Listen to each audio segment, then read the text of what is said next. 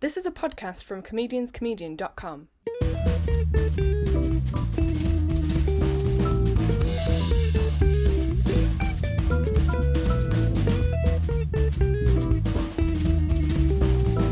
This is the Comedian's Comedian podcast.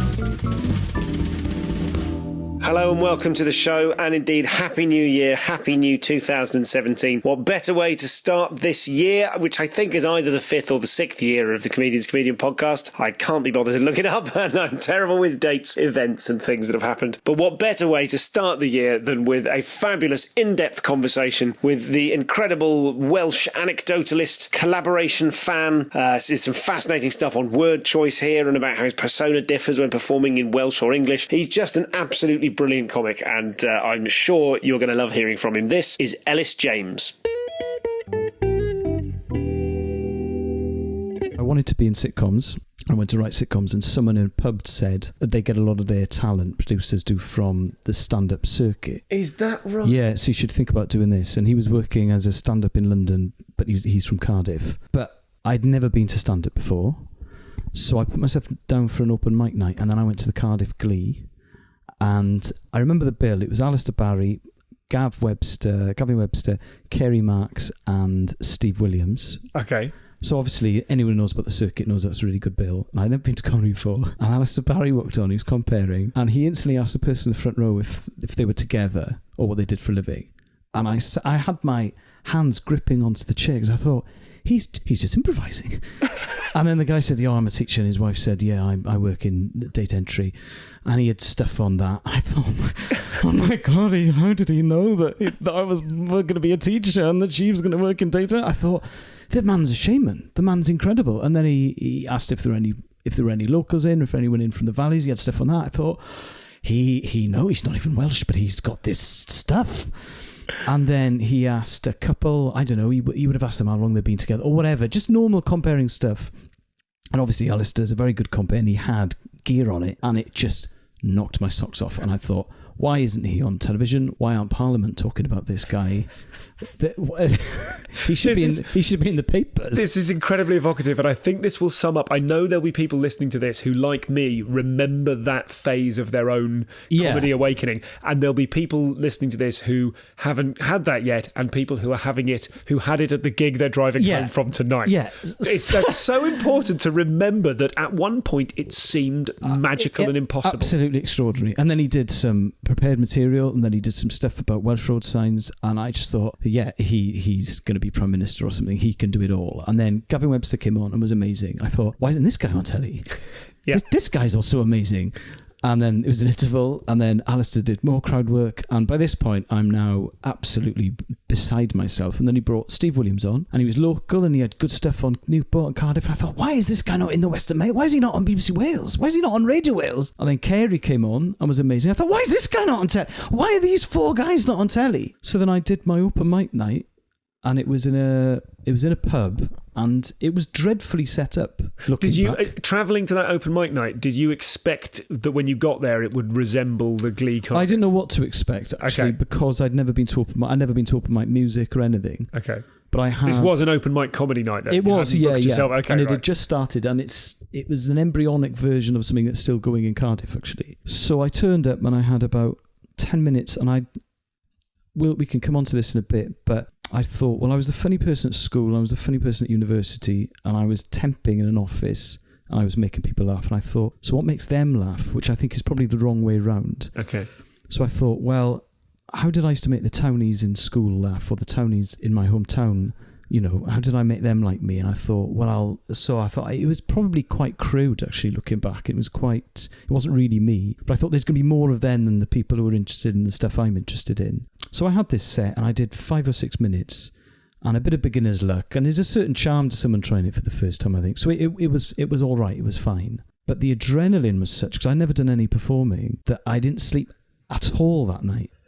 At all. So I'd work the next day. So I went to work having not slept for 24 hours, absolutely bouncing. And I remember thinking at about 3 a.m, the gig went well. And I'd made an aside, which I didn't think was a joke, and there were a hockey team there who were having a drink after their game, who obviously didn't realise it was open mic comedy on it, and they were ignoring it. And I made an aside, and a girl laughed. I thought, even my asides were funny. I've got it all.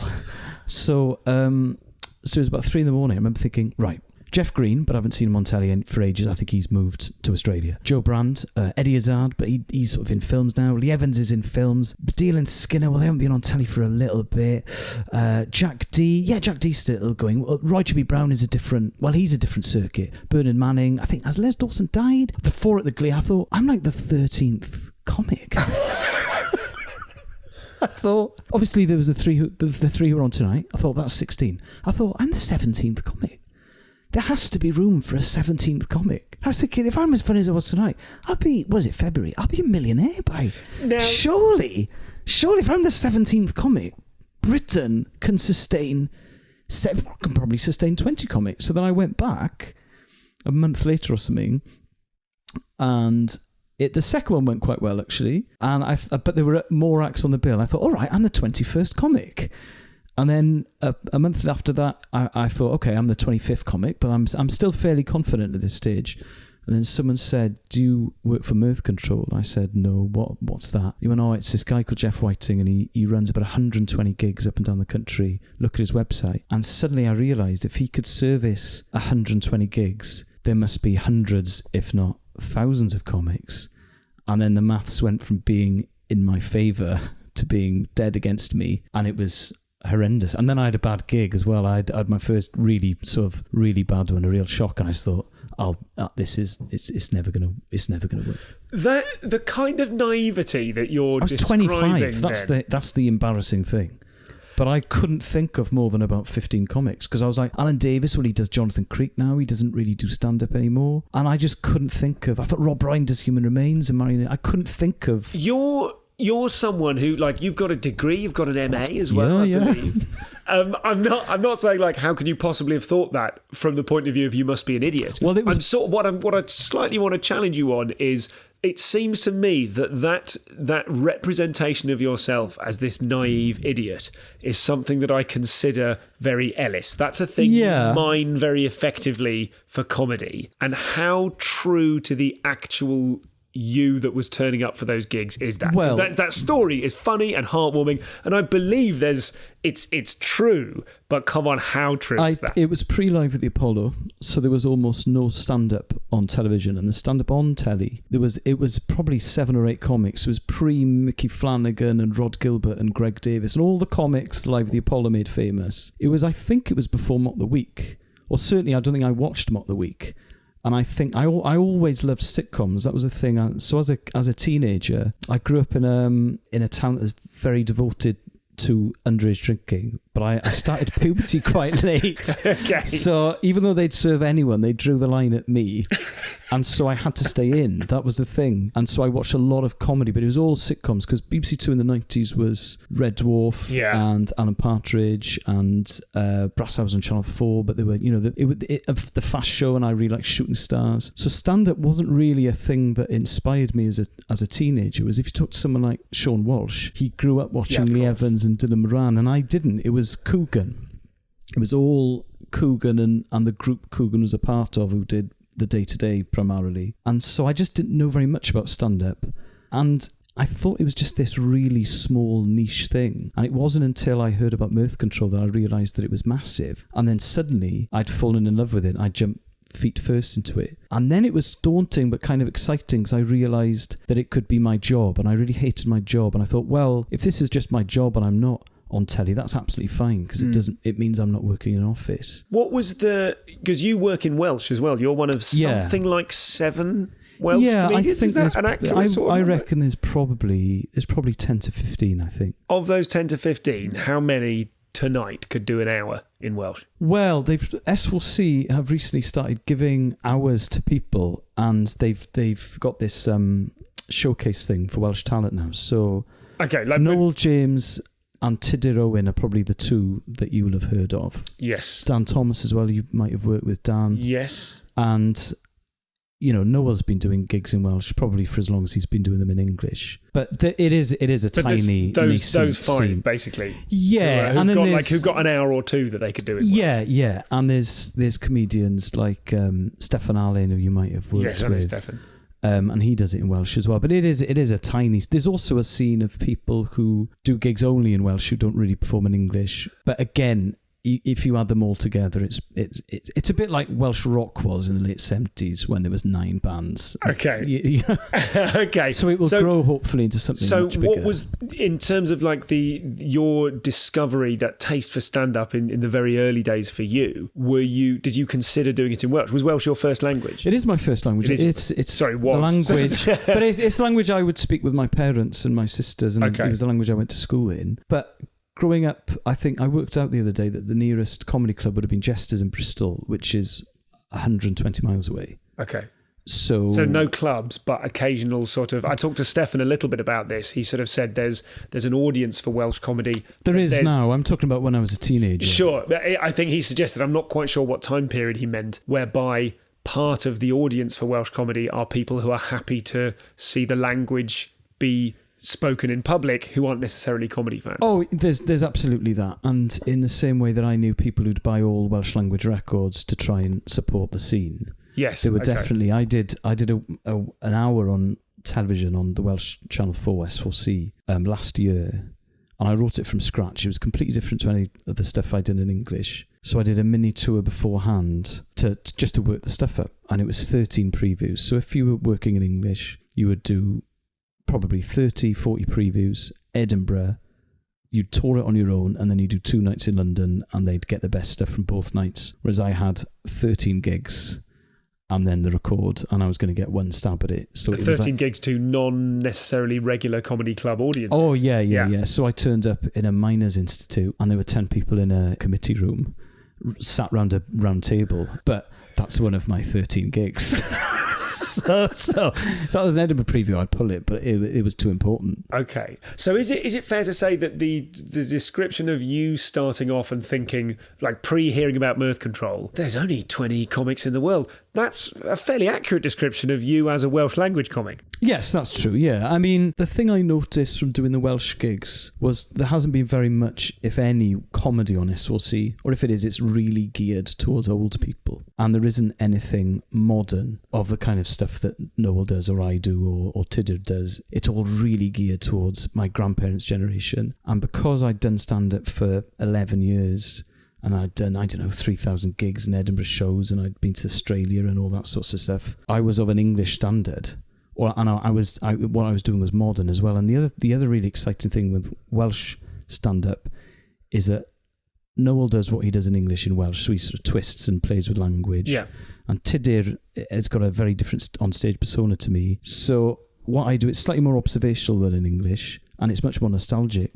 But there's all these open goals because nobody's done it yet. Okay. So in the same way that Peter Kay had all of the 80s adverts to choose from, yeah, because no one had done that stuff prior to him, I've got all of Welsh culture. So it's actually because Noel's never going to touch that stuff. He's That's just not. He's got nothing. There's no overlap. And I'm not familiar with Tudor's act. I've never. Does he work in English as well? He works in English as well, okay. Primarily in the north of England, I think. Okay. But he's done Edinburgh. But it's a very different thing, and Tudor's a bit older than I am as well, so it's coming from a different place. And just it was amazing that no one had touched upon this stuff. And the thing that was exciting was, as a storytelling anecdotalist, the raw material I had at my disposal for my first Edinburgh show was far better and more exciting than the raw material I had at my disposal for my fourth Edinburgh show. Yes. But by my fourth Edinburgh show, I was a considerably better comic. That is such an interesting observation. So, absolutely. The comic I am now could really do something with the story about being a street performer that I spent in 2010. Yeah, so absolutely. I experienced this thing that no one other than bilingual comics will ever be able to experience. I had basically a second attempt at my first show, but with 10 years of experience. God! Because people find this difficult to believe. I spoke only Welsh at home, Welsh school, Welsh Sunday school. My grandparents couldn't speak very much English, and the county I grew up in was majority Welsh, so I used to hear it all the time. So it wasn't a weird hobby or a middle-class handshake. It was absolutely the language in the area where I grew up. And so there was all this stuff from my childhood that I couldn't discuss in English because no one would get the references, even in English-speaking Wales. So there's stuff I'd like... Yeah, can you give us an example of a reference? For instance, in my primary school, absolutely every kid in my primary school went to Sunday school. And their parents almost all went to chapel. Whereas in the English primary school across the road, it was far fewer people. And because Welsh speakers in the main, this has changed, I think, tended to be more religious, chapel goers. So it was a big part of the community. So we used to do, what's the hell of a treasure hunts in these big treasure hunts, right? See, the thing is, I've never done a treasure hunt in English, so I had to try and work out what a treasure hunt, because it's a hell of a dress all. That's how I think of it. Okay, yes. So I had all this stuff on treasure hunts, and it wouldn't work in Swansea, I don't think, at an English gig, and it wouldn't work in Cardiff. But it was all these references, and you could see light bulbs going off in people's heads in the audience. Yes. As I was telling these jokes. So for my first Edinburgh show was in 2009. So because a lot of it was about childhood, it was basically half my experience I could mine. So you then get a second go at the other half of your experience, but with 10 years of experience. And so the show was written far more quickly. I think if I hadn't done Edinburgh, I wouldn't have been able to write it that quickly because I had the skills of writing to a deadline. So I used to record the gigs on 2 different dictaphones, because if I lost the raw material of one, it was a catastrophe. Yes. And then I would drive to the next show, listening to it back again and again, talking to myself, and I would stop it and I would improvise. So I knew my previews very well because I had to be off notes as quickly as possible. Because what I've noticed is when you're an anecdotalist or a storyteller, not most of my laughs, but a lot of my laughs are from the performance. But you can't perform a routine you don't know. So you have to. So often I will ditch a story because I don't think it's funny, because I don't know it, and so I'm not performing it properly. I'm just telling it. But once I'm performing it and I'm doing the act outs and the voices and the characters and all that sort of stuff, then there's often something in it I didn't have the time to play with. So I had to get to the learning it stage far more quickly than I would if I was writing an English show. And let's stay with that for a second, because you are one of the, you've heard this show, a lot of these interviews. Almost everyone says, I record them, but I never listen back. I definitely listen back, but never more than once. I think you must be the only guest who've ever on the show who's listened back to one of their shows more than one time. I found my 2012 Edinburgh show, which was in English, obviously. Yeah. And I was going to send it to you. And the best version of that show was probably a preview I did in Cardiff with Lloyd Langford, but I couldn't find it. But I had this show that was recorded in Edinburgh, and I listened to the first 2 or 3 minutes, and then I couldn't listen to any more. And I thought, I think it's all right, but I don't know. If it's a car crash, I can't send him that, and I can't take that chat. Whereas with the Welsh thing, the record was on the 17th of September, and it had to be perfect by then. And so suddenly all of your hang-ups and all of your neuroses go out the window. So in the same way that if I haven't done Edinburgh since 2012, and I keep telling myself, I can't write stand-up like I used to. But if my agent said, you're doing Edinburgh, I've cleared your diary, I could write an Edinburgh show, because I'm one of those people who needs a deadline. So I think to be honest, 3 comics together who know each other and are friends could probably write a 3-star Edinburgh show in a week if you gave them a room and 5 previews. They could probably write an Edinburgh show, a 3-star Edinburgh show in a week, because I think almost everyone works better with a bit of adrenaline in them, in the same way that I could never write good stuff in the house. All of my best jokes come within 20 minutes of performing or within 20 minutes of performing when I've got adrenaline in me, because all of my best decisions are informed by adrenaline. Because, how can I put this? I'm really into 60s psychedelia. I love it. And the other day I bought some quite obscure records, and I texted the one friend I know who really likes that stuff. But when you're in your house, surrounded by your stuff, you can kid that everyone else is interested in, Today at Parliament, or 60s psychedelia, or 1980s FA Cup finals, or whatever. And then you get to the show, the preview or the new material, and you think, oh my God, that's... Of course not. Oh, how many times have you arrived at a gig thinking, gonna chuck in a bit of new tonight, and just literally walked in the room and thought, of course not. But then you can just tell from looking at people. And so, I need that adrenaline to function. I think if you gave me 5 years to write an Edinburgh show, it would be rubbish. I hate that, smell of the grease paint, roar of the crowd thing. But I do need an audience in front of me to be a stand-up. I've even tried sitting in the house and bantering with myself. like I'm in. Thank you so much for admitting that. Let's talk about like that. I'm in a pub or something.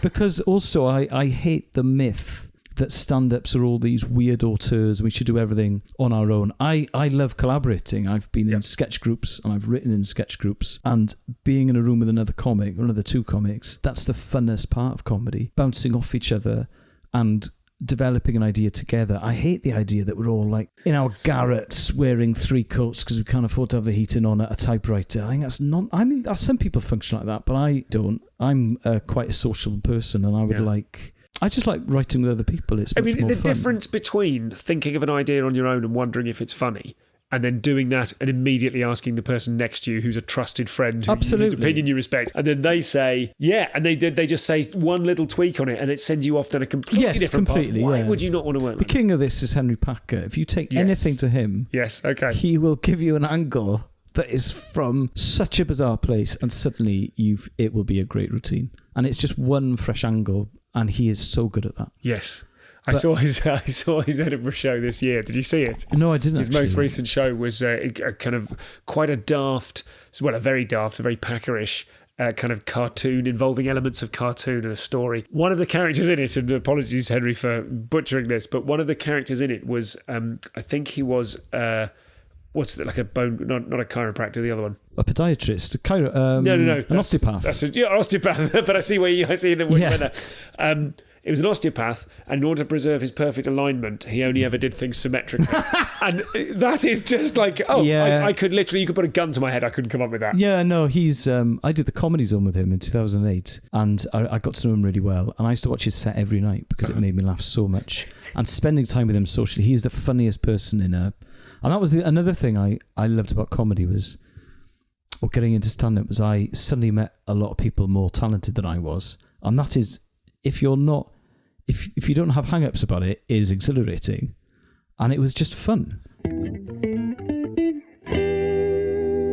So this is Elis. Now, listen, the first thing to say is that we spoke. Elis and I love a chat. I love a chat. Elis loves a chat. So there is at least another, I think it's 35, 40 minutes of extras available on this one. And you can download that from comedianscomedian.com/extras simply by signing up to the mailing list. Elis will be talking about how and why he's swerved the usual unhappiness pitfalls in stand-up. And he'll be talking about the difficulty of finding jeopardy in his autobiographical stuff now that he is a settled dad and partner. So, things that are close to a lot of our hearts, I know. But really, really good stuff. So if you're enjoying this, as I'm sure you are, there is more stuff available from Elis.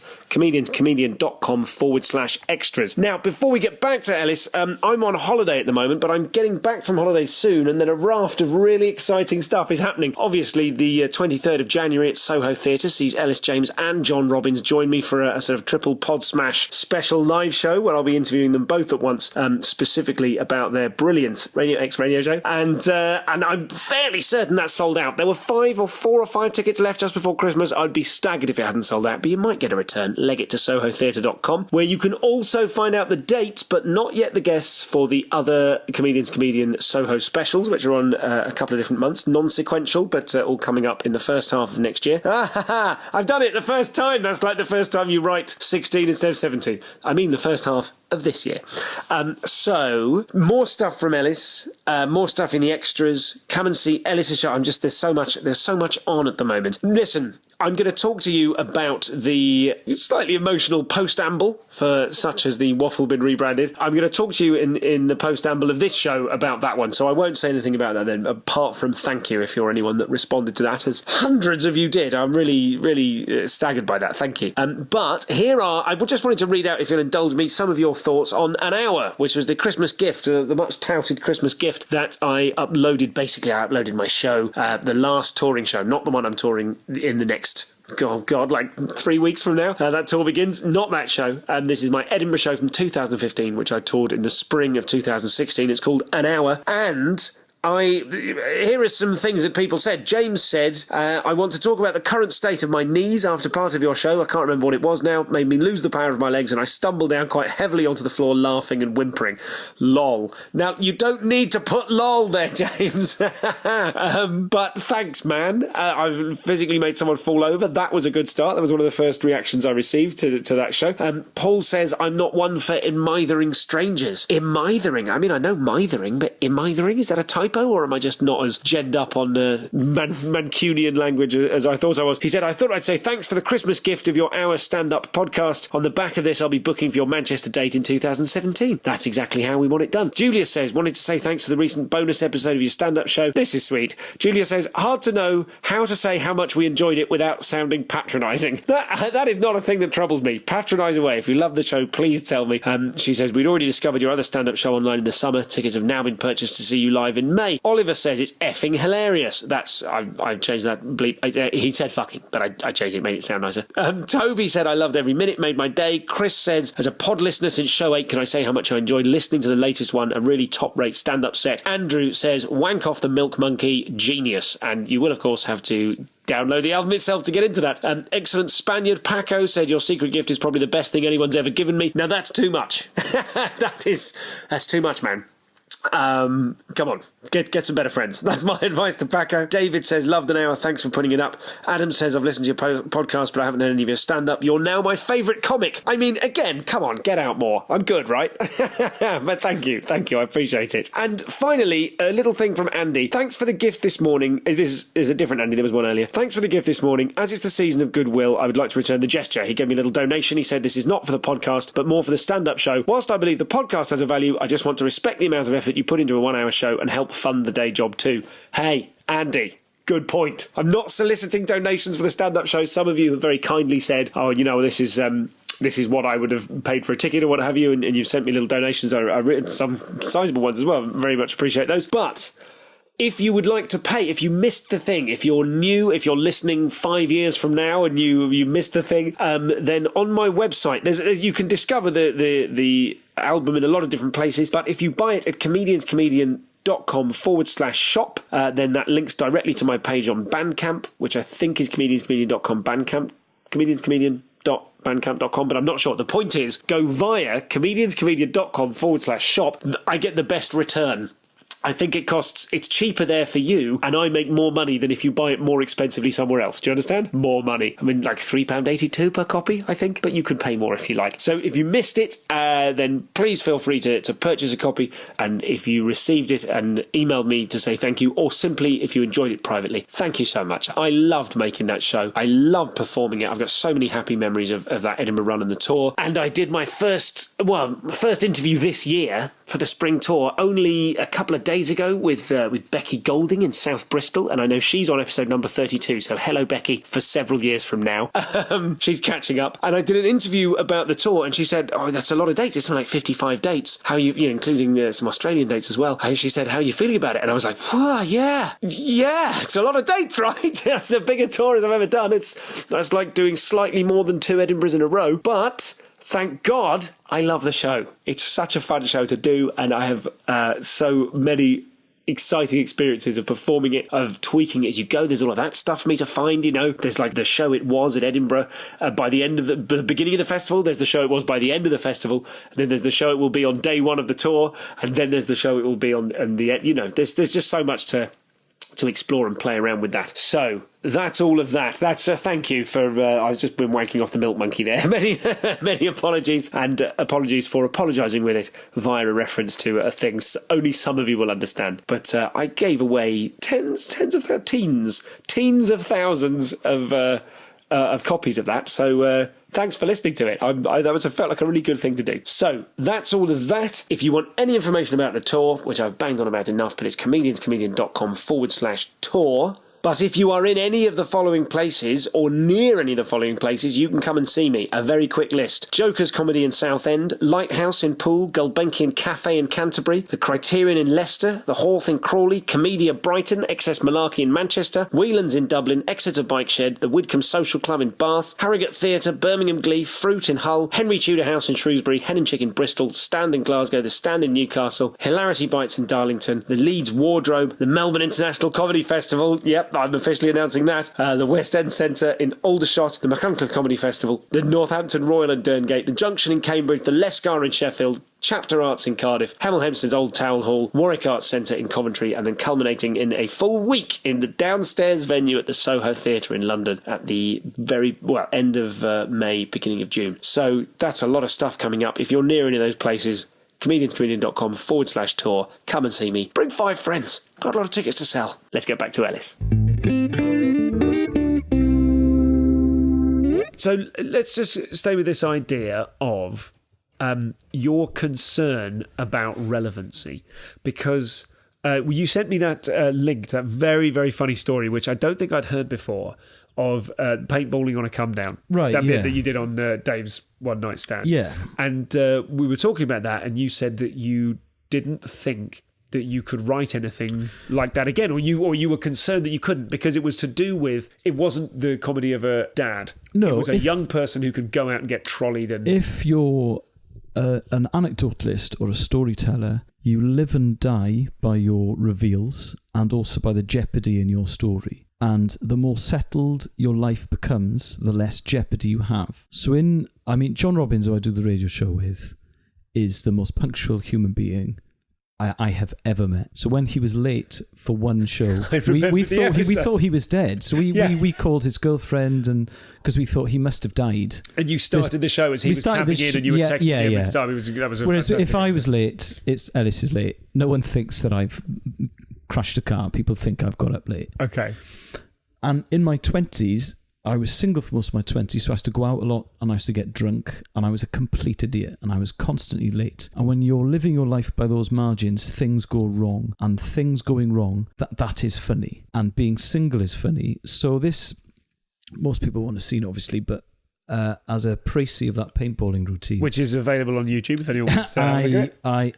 I went out and I took ecstasy, and I had forgotten that I was going paintballing the next day. So then my friends woke me up at 9 a.m. and said, we're going paintballing now. And I went, and it was absolutely horrendous. It was the worst day of my life, because obviously I was on a come down and all that sort of stuff.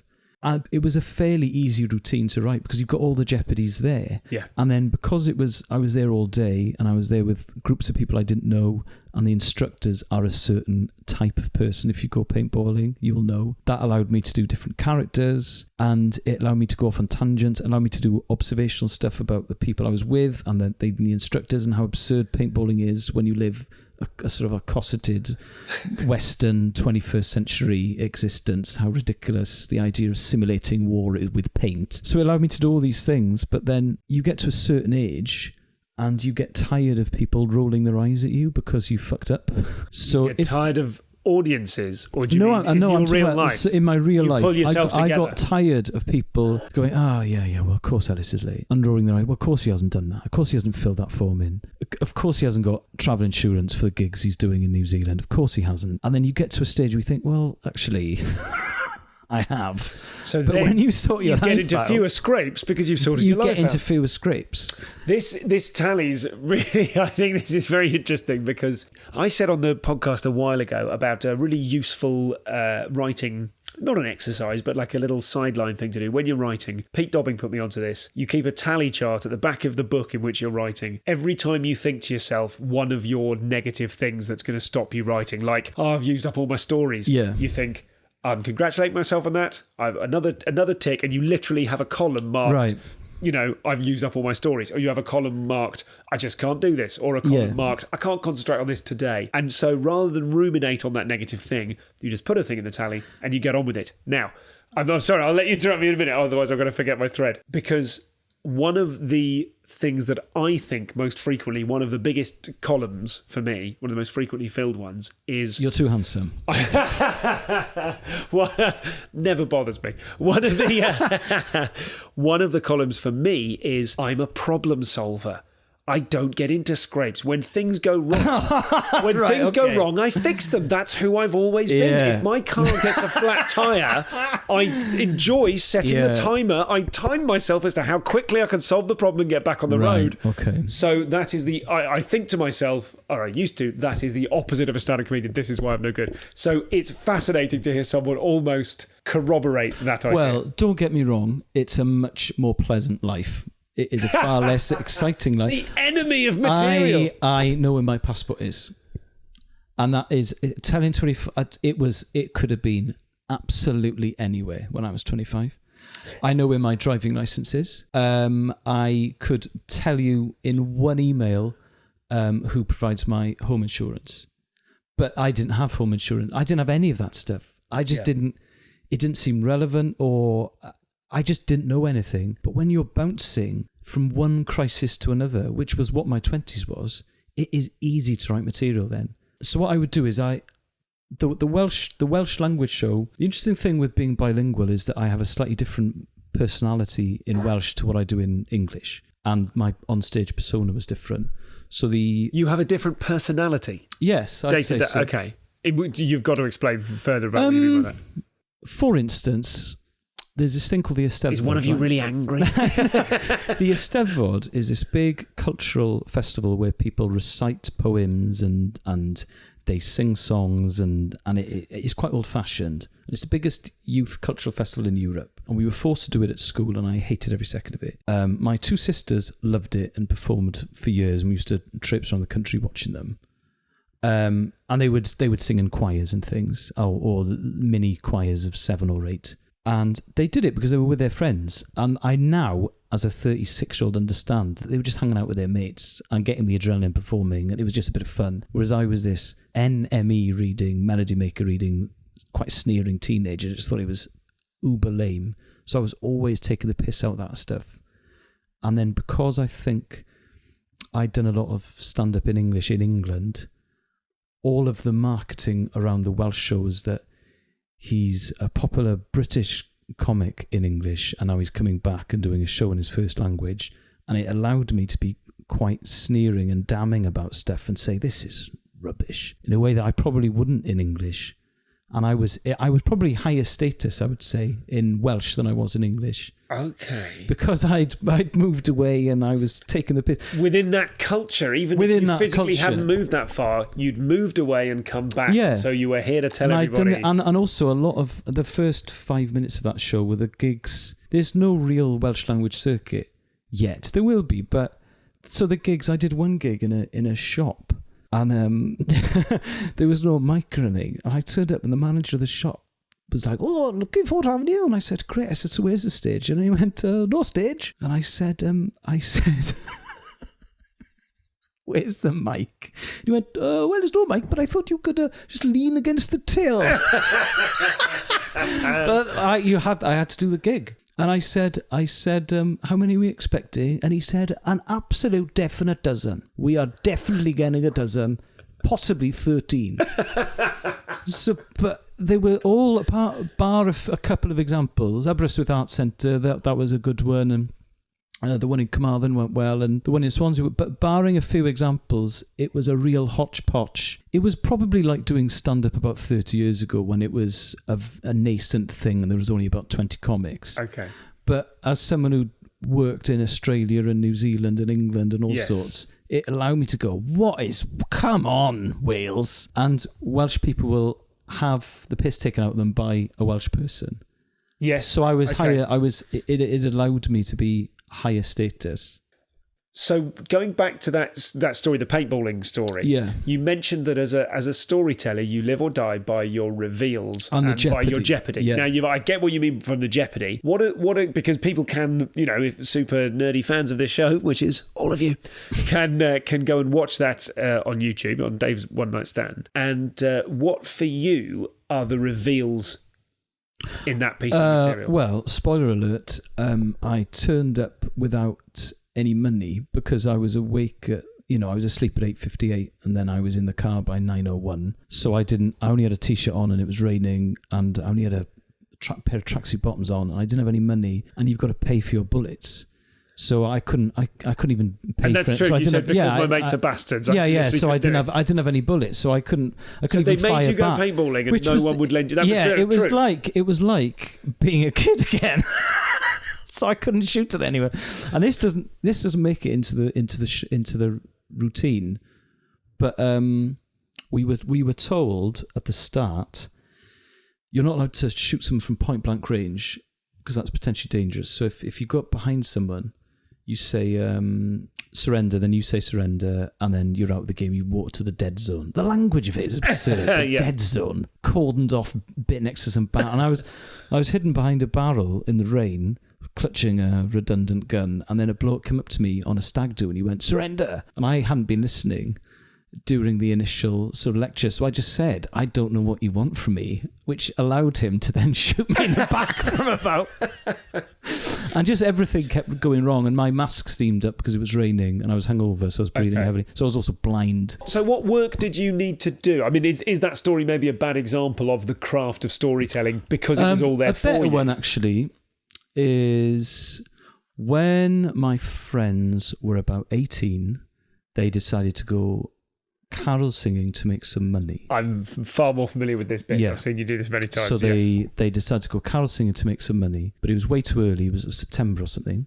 And they only knew one line of one carol, which was Silent Night, Holy Night. And then, so they made nothing. And they were trying to buy money for weed. And then they turned up at a pensioner's house and he invited them in under the premise that he could make requests, because he loved carols being sung. So they thought, brilliant, we might get some money out of this. So he requested Last Christmas by Wham. They sang it, but the guy whose idea it was knew far more of the song than his mates because his stepsister's older than him and she really liked Wham. So suddenly then he started singing it solo, verses that no one's heard. But it looked pre-planned, and then they came back into the chorus. And when I got told that story, it was absolutely the funniest thing I'd ever heard in my life. And I tried to make it work for ages on stage, and I couldn't. And then I realised I had to be involved. You had to be there. It's a story about you failing, I had to be involved. So I wasn't the main protagonist, but I was the other person who didn't know the words, and then that allowed me to observe what's going on. Okay. And when you're writing a story for stand-up, you want to get the ball rolling, and then once they're really laughing, I don't mind waiting a minute to do some setup if it's a nice gig. If I think so, I wouldn't do that Wham story at a weekend club probably because the setup's slightly too long. So I don't think they'll go with me at a weekend club. Okay. Although I will be trying to work out, because it's my favourite bit, I'll be trying to work that out during the first 15 minutes of the set. So if I think they'll go with it, I'll chuck it in at the end. Gauging the elasticity almost. Yeah, for quarter of an hour, especially if I'm opening or in the middle, I'll think, I might be able to get away with this. So then you want to get the momentum rolling. It's a bit like pushing a snowball down a hill. Once they're really laughing, then you really want to sort of turn the screw and make it as funny as possible. And the thing with that Wham story was, what was very funny was the pensioner had respiratory problems. So if I could doing a impression of him enjoying it would always get a laugh. So if there was ever a lull, I could chuck that in again. And I can't do straight up observational comedy like Josh can in English. I can in Welsh. I don't know why that is. But I can drop it into a story. So I've got a story about weeing in a swimming pool when I was 2 or 3, and halfway through the story, when the jeopardy's at its height, because my father's pulled me out of the swimming pool and people are screaming and there's piss everywhere and the lifeguard's shouting at me, that then allows me to do observational material about swimming pools. But because I've built up a head of steam by this point, I am able to almost come out of it and be exasperated, and it's almost like a checklist of things that we're adding to the situation that are just general observations on what a swimming pool is like. But if I went on stage and said, swimming pools, why is there a vendor? That I can't seem to get away with. And it's to do with comic voice, I think. I don't know why that is, but I've never been able to work that out. Go on. It's to do with comic voice, which is that what you're... I mean, let's look at some possibilities for that, because that's really... Whenever anyone says, I can't work it out, I'm like, let's try and get it. So I did an hour of greatest hits, if you will. My favourite... I love it. My favourite routines at the Machynlleth Comedy Festival. Yes. So an hour, it was probably eight stories maybe. Uh-huh. And I noticed that the funniest ones there will be jeopardy that's come from real life. I'm unable to make that up for some reason, and that is something I wish I was able to, because then I could write it like it was a novel. Yeah. But for people to buy it, and if people don't buy it, if people don't think it's true, they absolutely won't laugh. And I've never been able to sit down and come up with a reveal that makes sense. So I need the jeopardy to come from real life. And then once the reveal is funny enough, I can work back and then tell the story. And then once I've got the framework of it, I can chuck in observations, which might be things I've just thought for ages, or the things I realise as I'm writing the bit. So do you think it's to do with the strength of the observations, that you can't just deliver them cold? It might well be that. Or is it that it probably is, actually, because I think a really good observation, like James Acaster, there are no more observations to be made about mariachi music, because James has made every single one. Yeah. And if you take any of the things James has done observation material on, he's rinsed it. And I can't rinse a topic like James can, but if they're already laughing at the absurd situation I'm in, my observation about, I don't know, those little pools that stop you getting verrucas will be a topper onto what is already happening, and then that will give me the momentum to make it a funny enough bit to be performable. And so how does comic voice play into that? Do you feel that in English you have a less I don't think I have angles that are as fresh as James's or any of the great observationists, and thus I think people, for instance, right, I did a lot of circuit work in about 2011, 2012. I did a lot of weekend clubs. So I did a lot of the Glee and Up the Creek and the Comedian, all that sort of stuff. And I got John Gordillo to direct my 2012 show, and I'd lived with him in 2008, and he'd been to see the 2009 one, but I hadn't seen him for a bit. And doing the Comedian, Up the Creek and all of those gigs, what that had done was it had smartened me up.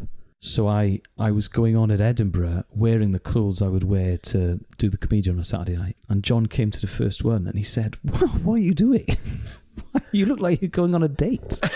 Have you shaved? I was like, yeah. He's like, what is wrong? No, you've cut your hair. What? No, what? He said, that is not what people want from you at all. He said, the Elis I knew when I lived with you in Edinburgh a few years ago, and the first, when we did lots of gigs together, was this scruffy, ridiculous person who can't quite believe he's got to the gig on time. But now you look like you're about to take someone to Zizi's for a meal.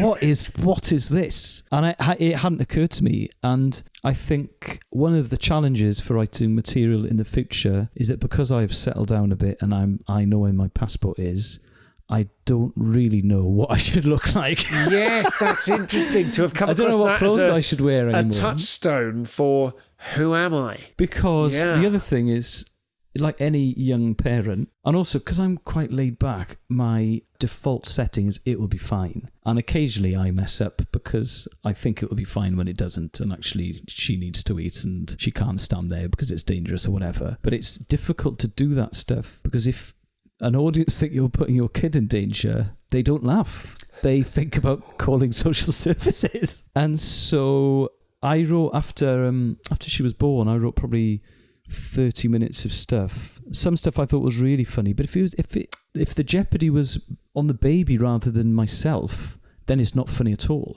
So one of my great regrets is that I was hungover at the birth of my daughter by mistake. I went out and got drunk by mistake because Izzy tapped her stomach and said, "This baby isn't coming anytime soon. Please go out with your friends." And I only had a couple, but that's a regret of mine. I tried that story at a new material night.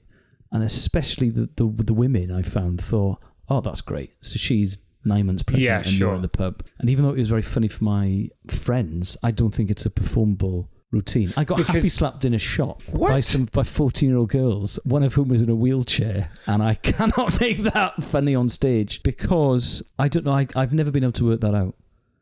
Because I got mugged in Cardiff and I got beaten up.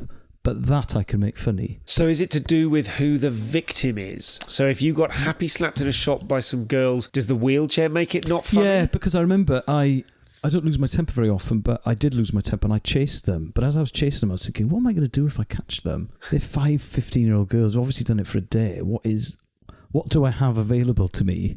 Yes. Because I'm not going to start shouting like a teacher. No, and I tell you what, if you were 28 that might be funnier because you'd have fewer options because you'd be a boy wanting to be a man. It was if ridiculous. you're in your 30s, in your late 30s maybe. But I was chasing them and I hadn't let go of my shopping because I'd done a lot of shopping and I thought if I lose the bags,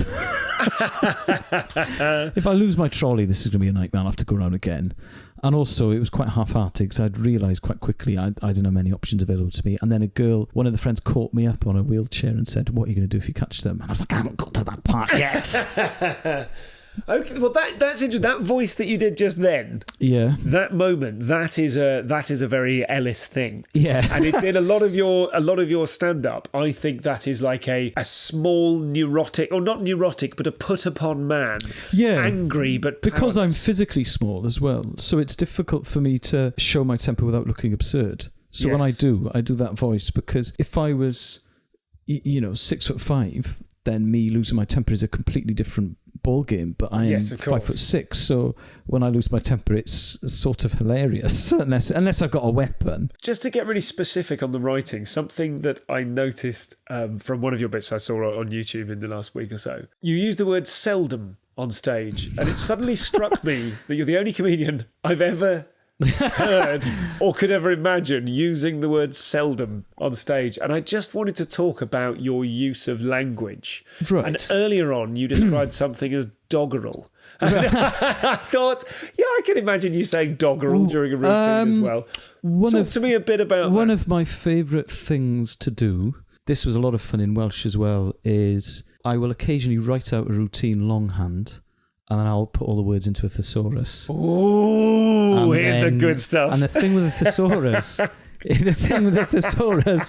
it is an extraordinary tool, because the reason words like seldom and doggerel are funny is that you know what they mean, but you'd never use them. Yes, they're almost an observational joke in themselves. Yeah, they're not quite on the tip of your tongue. They're sort of halfway back. I'm fascinated to hear that much thought went into your use of the word seldom. Well, I think with seldom, it was I was hanging out with a slightly older man from Carmarthen who used to use it, and I just thought he was amazing. Stuart Lee's got this thing about Richard Herring. I think, isn't Richard Herring's dad a vicar? Yes. Oh, no, teacher who's a headmaster. Yeah, but Richard will use words that are quite biblical sometimes. Yes. And it's just like humble is quite a funny word. And the reason I took my friend on tour with me is that he had a very, very chapel religious upbringing, and his parents read the Bible a lot, and he's got this very biblical Welsh language turn of phrase, which is at the back of everyone's tongue, if we're going to continue this analogy, because everyone went to Sunday school, but no one goes to chapel anymore. So you think, you might not have heard that word since you were 10 or 11, but you'll know what it means. And then that's just funny. Yes, and the thing with a thesaurus is that you can put the word extra in, and then the first one will be additional, and then there'll be another 7 or 8. And the fifth one, the 7th and the 8th ones will be words you've never heard before, but the 5th one would be like, oh, yes. Then I'll use that word. But if I'm doing a weekend gig and I think that they're too drunk, you'll shift 3 gears back up the thesaurus. I'll go back to the front of the tongue.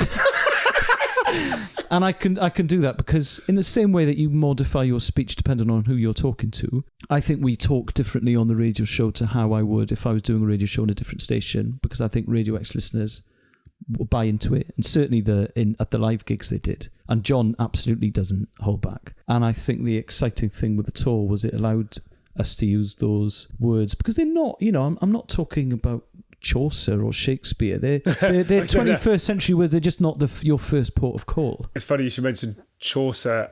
John, in the interview on this podcast with him, used the phrase to quite someone. And he said in the Chaucerian sense, and I thought, well, first appearance in nearly 200 episodes with a Chaucerian. Yeah, I just think a thesaurus is, because also it can work as a punchline almost. Like, I'm very bad at writing actual jokes, and I used to really, really beat myself up about this. So I would listen to Tim Vine and Milton Jones and Gary Delaney and Jimmy Carr, and I would try and work out the mechanics of a one-liner. But if it doesn't come naturally, if you hang out with Noel James, he just thinks in jokes. Yes. But I don't. Yes, I worked with him recently, and I just said something to him. I can't remember what he came back with, but I said something to him like, "Oh, my brother-in-law's in the audience," and he just did a little one-line riff on it, like every sentence, but every conversation with him. That's not the kind of brain you've been given. Sure. My brain, I work in characters and voices and stories.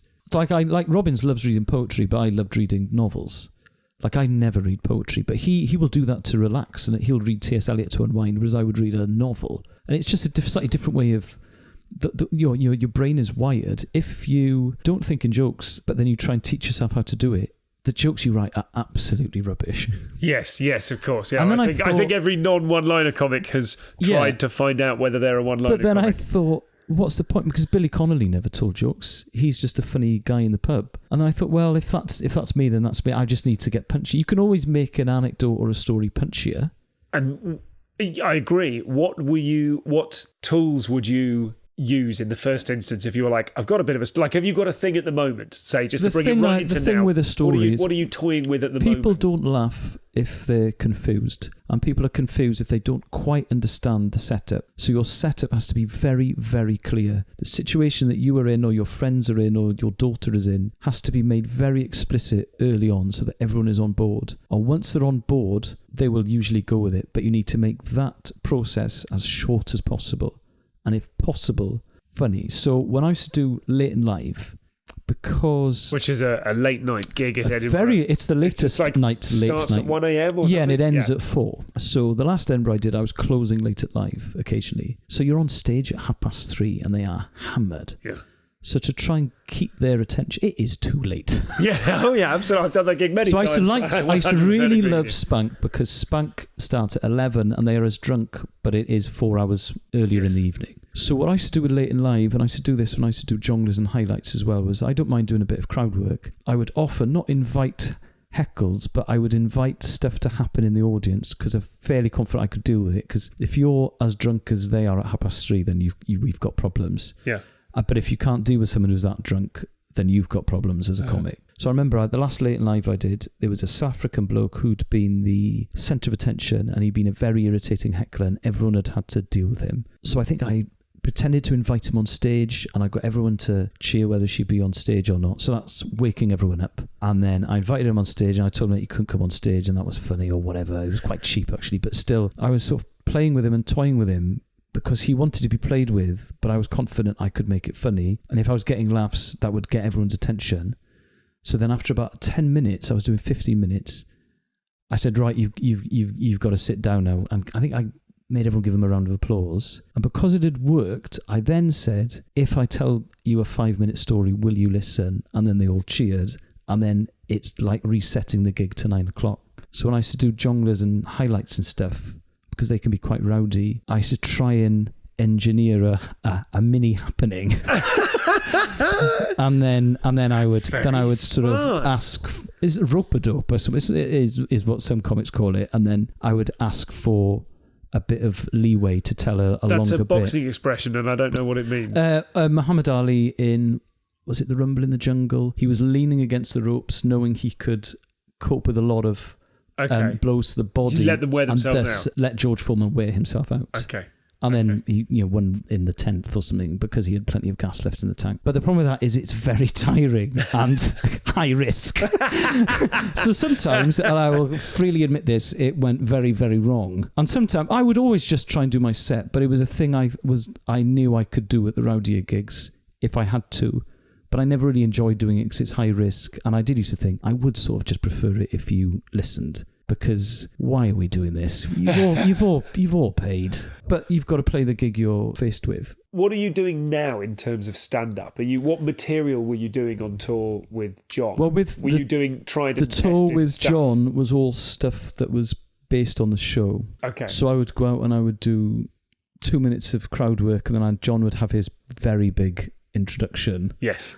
And then I saw it Latitude. I saw a version of it. And then it was stuff from the show and things that fans from the show would recognise. When I do stand-up now, if I do the circuit, I do about 10 minutes of quite new stuff about the baby, because that's me at the moment. Yeah. And then I will end on 10 minutes of old stuff. Okay. Because you've got to give them their 20 minutes worth. I've got about 50 minutes of stuff that if I had Edinburgh as a deadline could be worked up to be a funny enough hour. But because I only really, I do a lot of other, I do acting and other things now, and the radio show, and it's bubbling under, but I haven't really got the time to devote to going to new material nights. So I looked at my diary from the last Edinburgh show, and May, June, and July was just previews and new material nights. But I'm not in the position to do that. It's taken a sort of a slight backseat stand-up at the moment. I would love to write a stand-up show with someone else. Oh, but I don't think you're allowed to. By whom? The comedy. No. And I think there is no comedy. You're allowed to do whatever you want. One because you might find that you're not eligible for an award. Yeah, Other than that, there is no allowed. A writer who does a lot of monologue gags for TV shows and gag passes on other people's scripts. He told me once that he would love to take a young act who's good at crowd work and give them some gear and basically work with them create a comedian, him and a couple of other writers. So now we can play the game of it's already happened. Which comic was it? But take someone who's got a good 20 and people are talking about, agents are sniffing around, and then basically create a comic. I wrote on Stand Up for the Week, and I've written I was in a sketch group called Super Clump with 8 other comics. I remember, it was ludicrous. And it was Nat Lertzmer, Tom Wozniak. Crane, Wozniak, Henry Packer, Ben Partridge, yes, Sean Harris, Josh Widdicombe, me, Henry Widdicombe. How many is that? That's already more than 9, I think. And it was such fun. It was such fun. And people used to say, well, you only have to write 5 minutes each. But actually, it wasn't that. Your stuff had to get past 8 people. Yes, that's interesting. But hanging out with other comics and especially if your peer group and your friends and who make you laugh is the most fun thing. And I just would, like, John Gordillo directed my show in 2012, but if Gordillo directs you, he won't give you jokes or toppers. No. He will talk about structure and he'll dismantle your personality, yes, put you back to put you back to why? again. Why are you Why up there? you? Yeah. But I just think it's just a healthy, fun thing to do, and I don't think there's anything wrong with it. I also think that when you're not devoted to Edinburgh, a lot of stuff happens that you could get stuff out of that, and you forget and you pass it by. So I occasionally look at old Facebook statuses and think, oh yeah. The one thing I would love to do, but I haven't got the time, is John and I have done, 140 podcasts or something. And there is definitely loads of material there. Yes. Stuff, because we talk about our week. So that's, every week from 2014, February, whatever it was, to present until we get sacked. It's a treasure trove of the last 3 years of my experience. I just haven't got the patience to sit through 140 of my own podcasts. Well, feel free to tell me to cut this, but I know where you can find roughly 1,000 people who would be happy to do that for you. There's nothing like a deadline, and for 2012, I had nothing in April, and then by the end of July, it was probably the best show I'd done because of fear, because it was the highest profile I'd been in Edinburgh, so I was expecting press and all that sort of stuff. And fear is a good, that's like a deadline in itself, isn't it? That's a deadline. Yeah, there's a lot to be said about that stress, actually, I think. I know that it's, having a bad Edinburgh is a horrendous experience, but if Stuart Lee said in The Observer or something, or The Guardian, that stand-ups who don't do it ossify and stagnate. I know what he means, because I'd stopped enjoying Edinburgh. I'd stopped enjoying stand-up because I was doing 10 from my 2012 and 10 from my 2011 at circuit gigs. I wasn't getting anything out of it because I always thought that what I enjoyed was the performance, and it isn't. So I thought, well, this is me done. I'm going to quit stand-up because I'm not having fun anymore. And then I got given the hour on S4C to write a Welsh language show. So I've never done gigs in Welsh before. First language, never done gigs in it, really. So now I've got 3 months to write an hour and a half that's good enough for television. So suddenly, every single conversation I have is potentially material. So every single conversation I have with my parents, I was writing stuff down as I was on the phone to my mum and dad, because my dad especially is very funny. So I'm trying to get something, and I did 13 previews, and the show wasn't really funny till probably the 5th or the 6th one, and then I did one in Swansea for about 50 people, and it went quite well, and I drove back to London, and I was punching the ceiling of the car because I was so happy, because it's a very emotional, evocative thing to do stand-up in your first language when you haven't done it before. Yes. You feel like you're just unlocking a door to everything. Yes. And also, I could see the show taking shape.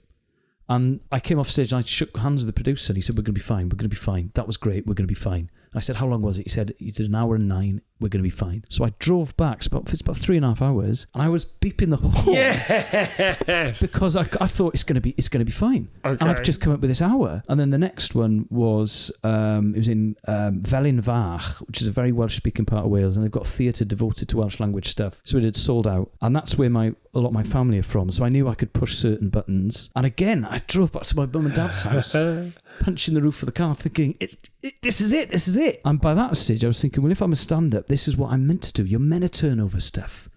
That is what the point of being a stand-up is. It's not to do the same gear for 10 years because it pays your mortgage. It's to come up with new, better jokes. And I've realised that I haven't fallen out of love with stand-up. I've fallen out of love with doing material. Doing the same old stuff, yes. So I'm writing another Welsh show.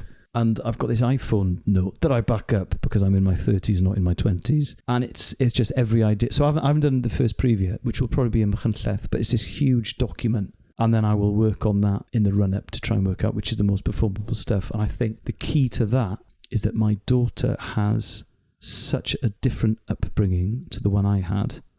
That is where the humour will lie, I think. Okay. That, to me, is the sound of an experienced comic going, okay, I know what the key to that show will be. Because there is a big thing in Welsh language culture about authenticity, which I think we need to get over, actually. So I speak Welsh to my daughter, but because she goes to a toddler group in South London, she has a broad Cockney accent. So when she speaks Welsh back to me, it sounds like Dennis Waterman has lived in Aberystwyth. And this is really funny.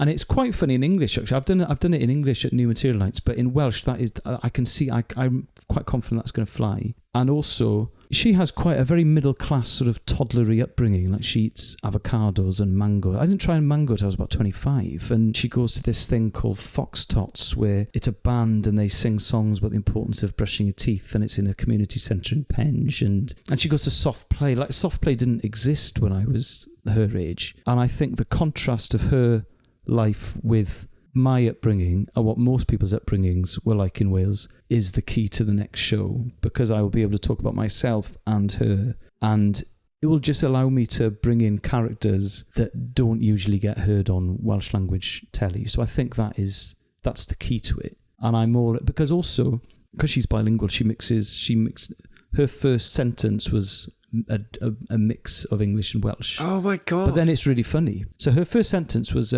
she saw sheep live for the first time on holiday in Suffolk.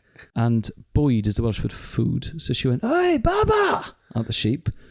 "What are you doing eating, Boyd?" And she was just asking the sheep if it was eating food or not, but she said Boyd rather than food. And it's just, I think a Welsh audience will go for that. I'm fairly confident they will anyway. I hope so. If not, I've got to go back to the drawing board and I'm running out of time. But that's the new... But that's a good position to be. Yeah, but that's the new exciting thing, I think. I'm just going to wrap up with some quick fire questions. This is a new thing. Okay. This is a new thing. Which comic would it be most narratively satisfying if they killed you? If they killed Robbins. Yeah, I mean, it had to be.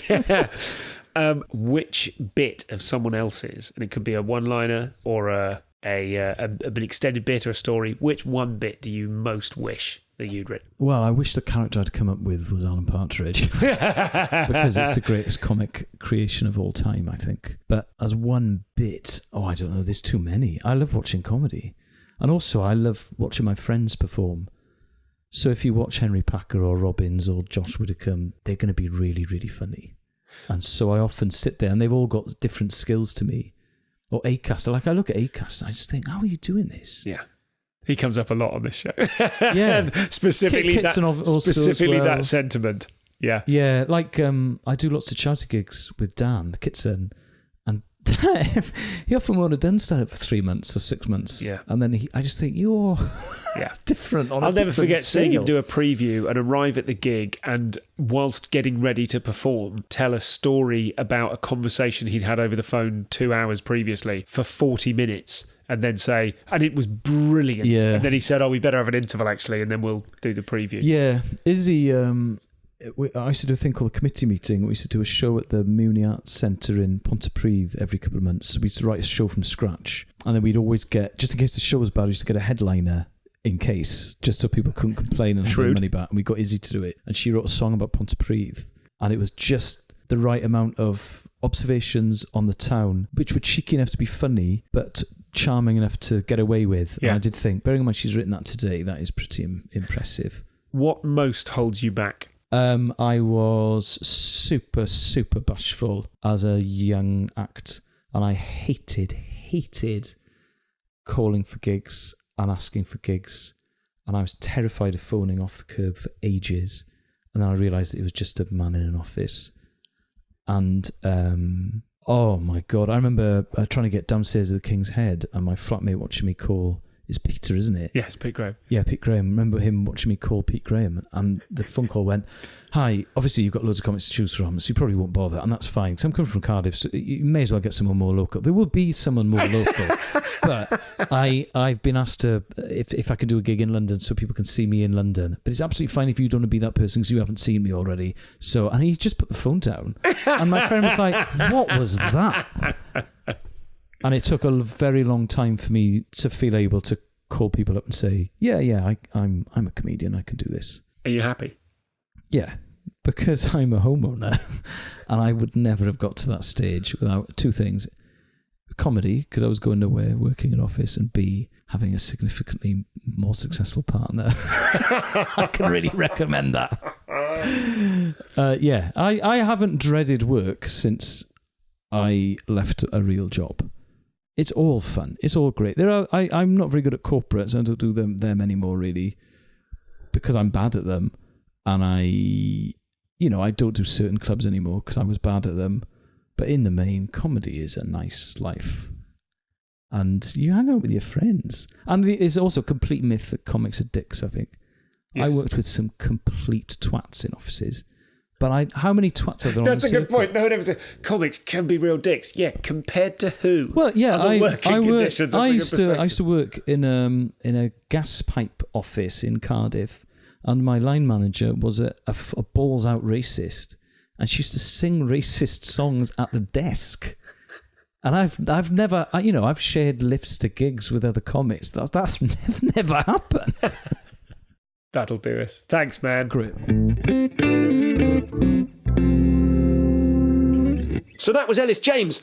Just an absolute joy to spend some time with Elis and to talk to him and try and find out what makes him tick. Lots more stuff with Elis available at comedianscomedian.com/extras by signing up to the mailing list and then waiting for a few moments for that little blue wibbling thing to resolve. You only need to go through all of that sign up nonsense once, and then there's a cookie and it just automatically pings up on your screen whenever you revisit that site. So what I mean is the little blue wobbly thing. It's hellish, and we all know it's hellish, but once it's dealt with, you don't see it again. So feel free to go there for the extra content, including other extra material from the Russell Howard show, the Dara O'Brien show, one of the Milliken shows. Lots of... Sarah Milliken, just casually surnaming Milliken there. And that's all of that. So, as I said, almost certainly sold out for the 23rd of January in Soho, but there were other dates coming up in Soho with guests TBC. So jump on those, because hopefully they will also sell out, and you can look all smug. One very big name on the cusp of confirming for that. So that'll be very exciting to find out. I'll chat to you more on the post-amble, but if you are someone who donated over the Christmas period, and there were one or two very special ones, one in particular who didn't want to be named, thank you, you know who you are, but everybody... And seriously, people email me and say, here's a £5, I'm sorry it's not more I'm a student, or I'm sorry it's not more I've got a baby. Please don't apologise. I'm so grateful that you are moved sufficiently by the show to take action, simply clicking, let alone, it's not about the money. But if you can afford it, it's about the money. So thanks everybody. comedianscomedian.com/donate if you'd like to support the show with a recurring subscription payment of, I suggest, £2, or a one-off donation of, for example, £20. That's all of that. I'll chat to you later, like in a minute or two if you stay. But for now, that concludes the podcast. Speak to you soon. So, welcome to the post-amble. That's what it's officially called now. Someone called Will, a friend of mine called Will, in fact, referred to it as the post-amble. And I thought that's, we all know that I hate the word waffle. And then someone else shortly, I can't track the chronology, but someone else called it the post-amble. So if Will definitely thought he was making that name up, but maybe someone else did, or maybe I mentioned it. And anyway, whatever it is, I'm crediting him. And there's someone else, possibly a lady called Liz, that emailed me. That's what it's called now. So this is this. And look, on the subject of post-ambles, thank you for indulging me earlier in this episode with me reading out stuff about the stand-up show and people's responses to it. As you will know if you listen to the post-amble, I've recognised that one of my jobs is to convert those guys, not you guys, you're on side, the posts at the amblers, but the people that listen just to the show and then switch off, totally, we're all busy, but I've got to convert those guys, right? I've got to convert them to being fans of the stand-up show. And do you know what? How fucking nice was it to release a thing? Because if you sell a thing online, which I've done a little bit in the past, people, you don't really launch, or when you launch it, certainly the level at which I'm at, you sell a thing and people don't all suddenly get back to you at once. Giving a thing away within the space of 24 hours, God, I had so many emails and tweets and lovely things from people about the album. Great. And similarly, you guys who listen to the ambling stuff, you just all got in touch with me at once. Loads of you did, and you said things like this. And okay, this is specifically about the amble, just to bring you up to speed. If this is your first one, welcome. I'm referring specifically to the end of the Pappy's Christmas special episode, the Pappy's Return Christmas special, where I talked about getting an email from my therapist saying, hey man, we haven't spoken to those aren't the words he used, he's very professional. Hey man, I've got this bong racked up. That is not my therapist. He said, we haven't spoken since April, so maybe our journey is concluded. And I talked about how lovely that was. Here are just a couple of things people said. This is the gamut of reactions. Leighton said, you utter wonderful bastard, Stu. You've just had me blubbing while sat at traffic lights. There were lots of references to having something in people's eye or, tearing up. Thank you. It's emotional for me. This was unique, this one. Andy ominously emailed, I want to feel how you're feeling in a few months. Oh, God, no. Oh, Andy, I'm sorry, I've misunderstood this. I've just reread it. I thought he was saying, I want to see how you're feeling in a few months. For now, at least this pod exists. Like, as in, yeah, we've all had breakthroughs, mate. Wait for it and see what... But actually, he said, I want to feel how you're feeling in a few months. Andy, I hope you're listening, because I may have responded too abruptly to your communication with me, because I thought you were saying, yeah, mate, all right, we'll see how you're doing later. I thought that was worth saying, because obviously, a therapized journey is very much peaks and troughs, and yes, I've made it, and hey, it's all going to be all right, and oh God, I'm back there again. And look, let's not pretend I haven't burst into tears over Christmas, but they were much happier tears, and I don't want to be too flippant about this. My point is, I know I'm not fixed. It's not completely over. I'm not as blissfully happy from now on. I know that. But my point stands. If the therapy journey bit is over and the next phase of the self-care is beginning or is is kind of like we're wiping like Star Wars, a jolting left to right wipe from one phase to another, that's fine. And I'm far enough down the road to know that. And that's what I'm celebrating. So it's not like I'm like, whoa, I'm cured. It's more like, what a milestone. But anyway, I thought I'd include what I thought Andy said, because I thought, balance, but actually realise now, let's honour what Andy said. I want to feel how you're feeling. Well, good for you, man. And it might take months, it might take years, and I hope you get there. I hope we all get there. Finally, Dan said, so glad others feel it. Thank you. Comedians don't... This is interesting. He says, comedians don't realise how much their honesty about life helps us normal people. Dan, we're all normal people, mate. Because all we see is people's Facebook highlight reel and no longer share reality of life and honesty of struggles. It's a good point. It's part of the reason I think stand-up is so important, a way of connecting people in a way the falseness of social media won't. Well, I mean, yeah, lots to say about that. I think if you're looking to social media to accurately reflect the world, I think we're all going to be disappointed by that. I try to regard social media as, obviously there are elements where it has to be kind of a business tool for me, but also I try to regard it as, it's entertainment. it isn't reality. It's certainly not a substitute for friendship. You remember we used to say the Comedians Comedian podcast is not a substitute for writing jokes? Well, bloody Facebook is not a substitute for spending time with people. You know, maybe it's helpful to you in that way, and I'm sure there are loads of ways in which it makes people feel less alone, but it's not as good as being with people. So that's worth saying, obviously worth reiterating. But you're absolutely right. I remember that was like ironically, wasn't that a BuzzFeed article? Whenever I read something on BuzzFeed, I like to go, I read somewhere. never like to credit in the toilet of the internet. Toilet's not fair. The graffiti on the toilet of the internet, whatever. There was some sort of article somewhere about how Facebook is everyone's highlight reel. I think that's obviously what Dan's referring to. You know, the reality is you see your own bloopers, you see your own mistakes, and you see everyone else's presented, mediated version of the world that they want to show you. And that is only one of the reasons why real relationships in IRL are better. But I do think the point he's making, comedians don't realise how much their honesty about life helps people. Yeah, maybe. I certainly have changed the way I think about things having listened to comedians. I've certainly changed the way I think about things having had conversations with friends. But I suppose if you are feeling isolated, then listening to a comedian talk honestly about a thing in an amusing way, in a way that kind of lets the pressure off about that thing, in whatever kind of direction that pressure is pushing you in or compressing you, just to hear. It's like if you're a kid or if you're imagine you're a human for a second and you say to someone, I've been really worried about this. I'm worried about this exam. I'm really worried about this thing we've all got to do. I'm really worried about leaving college. I'm really worried about getting a real job. I'm really worried about finding another job after this one, whatever. If you just say, you can think about that on your own and bottle it up and feel terrible about it indefinitely. Or you can just say to someone, I'm really worried about that. And if they go, God, yeah, me too. Jesus, doesn't that knock out 90% of the trauma? Doesn't that just let So if you hear Louis C.K., to pick an off-picked example, or whoever it is, if you hear a comedian say, God, I've always worried about that. Isn't that good? Isn't that not? I mean, I think momentarily of Tom Wrigglesworth's excellent material about hemorrhoids to choose phenomenally, I was going to say mundane in terms of the topic, not the bit, which is exceptional. But you know, to hear someone just make fun of something, you know, we've all got to go over the top. We're all going to die. You hear a comedian talk about death in a way that makes you go, yeah, you know, absolutely. Well, thank you, Dan. Thanks for making us think about that. And I meant, I wasn't using the royal us there.